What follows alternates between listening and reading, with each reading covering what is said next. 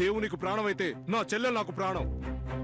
ఇన్ని రోజులు నాకు ఇష్టం లేకపోయినా దేవుని మీద ప్రేమతో నువ్వు అతన్ని సొంతం చేసుకోవడానికి కష్టాలు పడుతుంటే ఏదో ఒక రోజు నీ కోరిక నెరవేరుతుందని చిన్న ఆశ ఉండేది. కానీ ఈ రోజు కోర్టులో జరిగిన సంఘటన వల్ల ఆశ పూర్తిగా చచ్చిపోయింది. నువ్వు వెళ్ళటానికి వీల్లేదు. అన్ని ఇవన్నీ కూడా చూడను, మరి అదగా అడ్డు తప్పుకో. ఏంటమ్మా నీ మూర్ఖత్వం? ఈ రోజు కోర్టులో నువ్వు అంటే నాకు ఇష్టం లేదని, నీతో వచ్చే సమస్య లేదని ఆ దేవుతో మీనాక్షి తెగేసి చెప్పిందట. ఆ బాధ భరించలేక దేవ్ గుండెల మీద షూట్ చేసుకున్నాడు.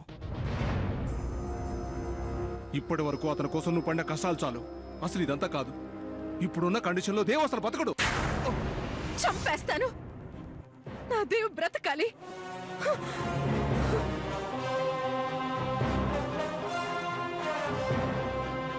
ఆయన ఇప్పుడు ఆలోచించాల్సింది దేవ్ నాకు దక్కుతాడా లేదా అనేది కాదు. అదంతా తర్వాత.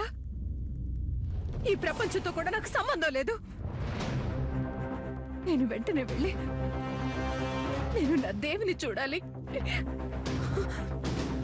అంతే. నిత్య, నిత్య,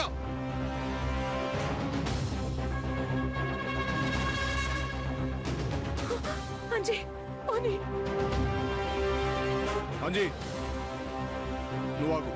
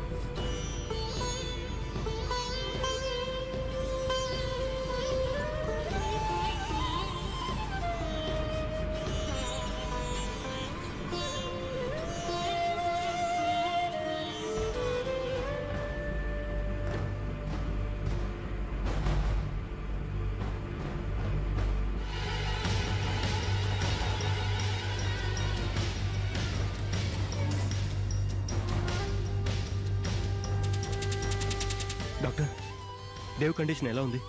ఏ ప్రాబ్లం లేదు కదా?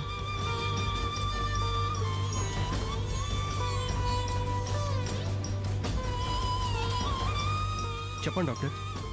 మీకు ఎలా చెప్పాలో అర్థం కావటం లేదు రఘురామ్ గారు. పరిస్థితిని అర్థం చేసుకోగలను.